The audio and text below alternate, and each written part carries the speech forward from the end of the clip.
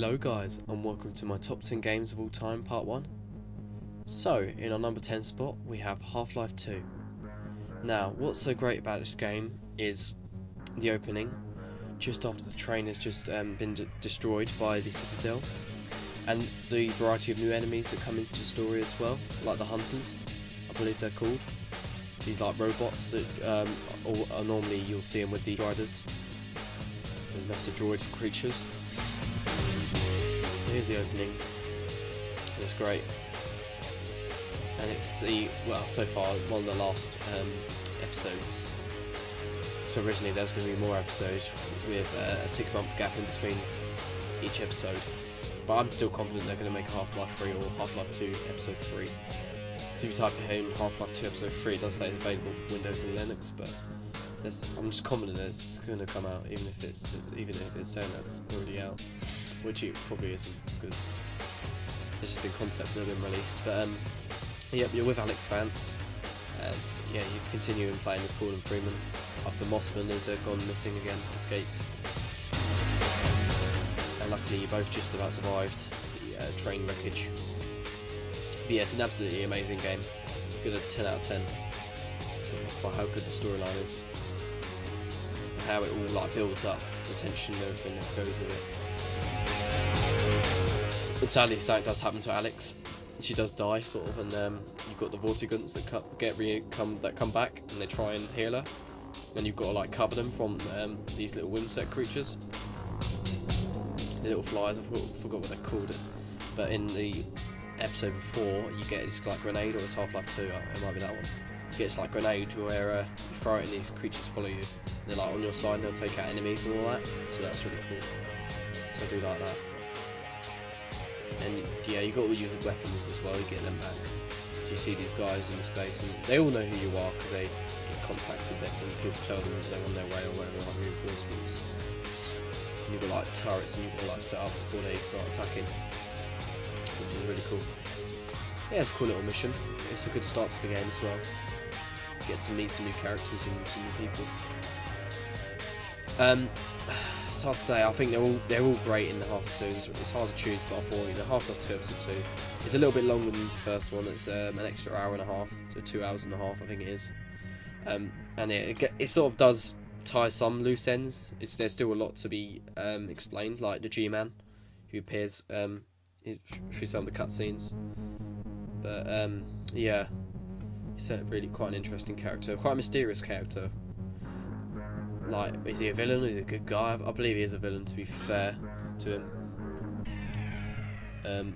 Yeah, but yeah, I do like the Vortigunts. I think they're great because I think they're in all of them, which is really cool. And to see them return, it's great. So in our number 9 spot, we have Assassin's Creed Origins. Now, the reason it's in my top 10 list, there's so much to do in the game. You've got loads of side quests. And the main story is massive. It took me 3 days to complete it. I stayed up till like 2 AM in the morning, proper playing it through, because I was just so hyped, excited for it. And it was everything that I thought it would be. You know, the Order of the Ancients, and then find that there's like more Templars to take down. I thought, yes, that is a true Assassin's Creed game, and it's at its best. And you've also got an eagle, Sinu, who can scan enemies, help you find things for during missions. He's like your bodyguard sort of thing. He's brilliant, and the graphics as well is such a major upgrade. I don't play for the graphics, but looking at the world, it's beautiful. The only problems I experienced was a few frame rate drops, but apart from that, it's a solid game. You know, so many weapons to choose from, so many enemies to fight, and they're at different levels. So like, if you're not as the higher level than that, if you're not as higher of a level as them, then you're gonna struggle. Like the main missions, they force you to use side quests so you can stop you from like proper progressing on, and that's what makes it a long game as well. And the missions are pretty long as well, to be fair. There might be like 10-20 minutes, but the side quests are only like 10 minutes, and nice and short for people that don't like side quests and want to speed through them, and you can, which is brilliant. Yeah, you get to see Bayek. I think he does deserve a trilogy, to be fair, because there's still lots of more information we can find out about him if they do continue his story, or even just make one more game about him. But or even they can just do another assassin and come back to him like in a later stage. You know, it don't have to be like another next year or whatever, does it? And I personally think the 2-year cycles are brilliant because then they can deliver on, you know, good grades, good storyline. They've got to really rush in a year's cycle, if you know what I mean. They get some more time to write the game, do everything they need to do before releasing it, and look at it, it's brilliant.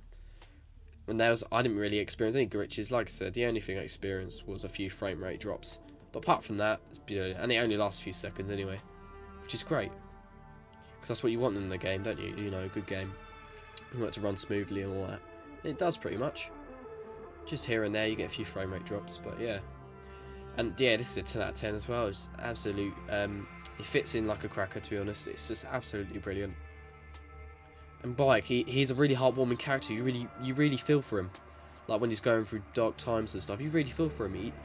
He's really good with like children, and yeah, he interacts really well with everyone. He wants to help people.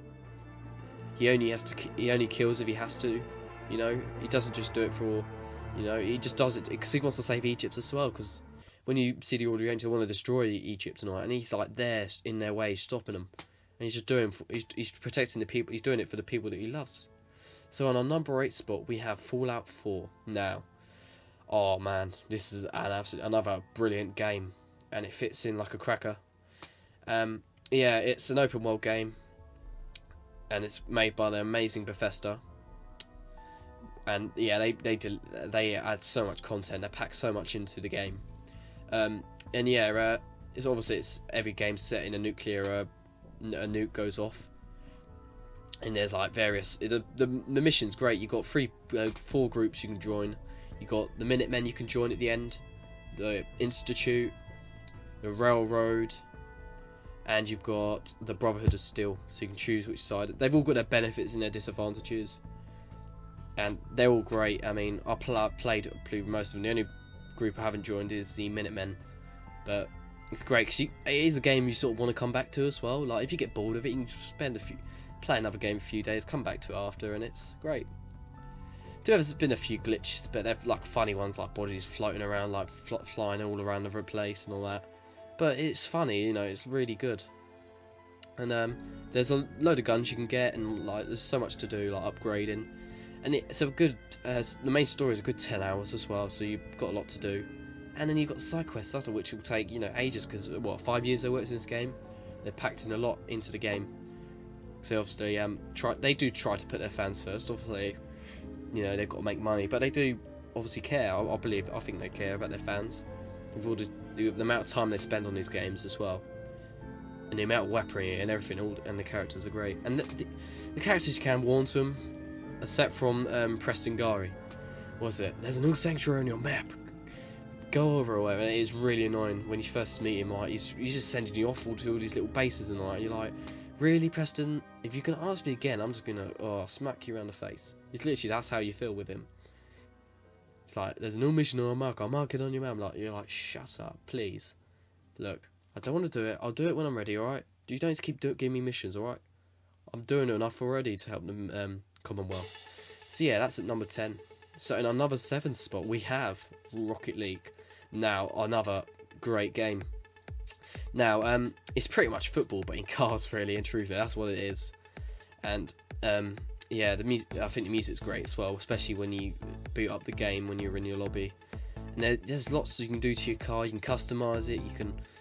I feel like the microtransactions, like the cars and all that, they're really cheap as well. Like they ain't that much money, which is great. Yeah, I've got the Nissan GTR 1999 from the Fast and Furious, the first few films. I thought, you know, great car. I love the upgrade. Got Mr. Meeseeks on the top from Rick and Morty. I thought, yeah, you should have your own little car toppers as well. And I've got a little flag in the back you can have as well, a little YGN flag, which is really cool. So I like that as well. And yeah, you can like upgrade the turbo and all that. You can do all sorts to your car. And I feel like, yeah, the cars you buy, they seem to be quite more faster, I feel like, when you're playing with them, compared to like the standard cars that are in the game. But it's great. And you can level up as well. I believe you can do it in private match, I think. Oh no, I don't think you can. I think you have to do public match to level up. But yeah, it's great. And the higher the level, like the enemy you're playing, they can have like skills there, right ways to do it. get loads of without you realising, and they can get around with you, because obviously when they're a higher level than you, they can have more upgrades to their car, especially with. But you have got a sort of an upgrade, good tactic you can use. Like you can get a microtransaction car, like the Fast and Furious Nissan GTR 1999, which is an absolutely legendary car. I'd certainly, if I could have a car, I'd probably go for that 1999. What, it's nearly 20 years old, I think. Yeah, I'd certainly have that car because it's so amazing. Yeah, that was the car I'd have, my dream car. Even though it's an oldie, people might think I'm weird, but yeah, I think it's cool. It's a really brilliant car. And there's a lot, yeah, there's a lot you can do in the actual Rocket League. You can customise your orb as well, your little football thing. Customise your orb, and you can also customise your goals as well. The cutscenes will also customise the cutscenes, which is good as well. Because you might want to have death. You know, death, a little weapon, a little sword thingy, and a little hooded figure, like. So that's really cool. And yeah, this is a 10 out of 10 from me for Rocket League. All these videos might be a 10 out of 10. That'd be quite funny actually, because they're great.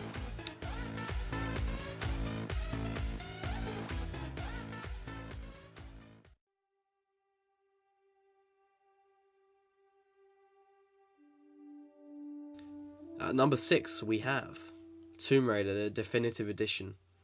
Now this is gameplay taken from the PC. So you've got Lara Croft, and as you know, she's up against the most one of the most powerful enemies, Trinity. And that also follows up in Rise of the Tomb Raider, which is a great game as well. So yeah, I like that. And it follows Lara Croft. And if you guys didn't know, there is a Tomb Raider movie coming out in March next year. So I'll put a trailer in the description so you guys can check that out if you haven't seen the trailer already. So she picks up where her father's left off. And yeah, there's a lot of freedom in this game. There's a lot to do. You've got these little camps that you go to. You can upgrade your guns, make them more powerful to fight against the enemy. You can hunt animals and upgrade like your weapons, like I said before, like firepower and all that. And you can change her outfits for whatever you want Lara Croft to wear. I believe that I don't think there is any microtransactions. I could be wrong, but I don't think there is, as far as I know. But yeah, you go. It's like you see, there's a little camp. It gives you a bit more of that freedom and a bit of open world style to it, if you know what I mean. So I'd say it's semi-open world. There's a few bits and places you can go to, which is really cool. And yeah, Lara Croft, like I said before about the other game, she wants to protect the people that she loves, like Assassin's Creed. She wants to, and if she has to kill, she will. Well, she sort of has a purpose really to kill, to stop this madness the Trinity are trying to achieve. And there's a range of different things she can do. She's got like if there's a person dragon, she can get really aggressive at times. Like she can get really angry and lose it with people, especially at the beginning when she's grabbing her. She's like, get off. And then she just like releases those rocks and just crushes that guy's head, skull in. I was like, God, that was amazing. And she gets stuck in these little gaps in her. You're like, oh man, how's she gonna get through it all? And all those little traps in her on this island. You're like, oh wow, how's she gonna do it? And she just does. She just like blooming savage she is. She just goes through it all like, I don't care. I'm just gonna survive. I'm just gonna do what I need to do. And yeah, that's it. And that's what I love about Lara Croft. She has a lot of emotions, you know. She could be happy at times, she could be sad at times, or angry at times with people. And she wants to be, you know, she wants to do the best for the world, and that's why she's taken down Trinity. Because they're the most dangerous people that are in her path. And they're like she said in Rise of the Tomb Raider, they're more, as powerful as ever now. Because they obviously gain more men or weapons and all that. So yeah, that's another 10 out of 10. It just looked quite hard to make, so obviously I can only select 10 games. But yeah, so thank you guys so much for watching, and I'll see you guys in the next video.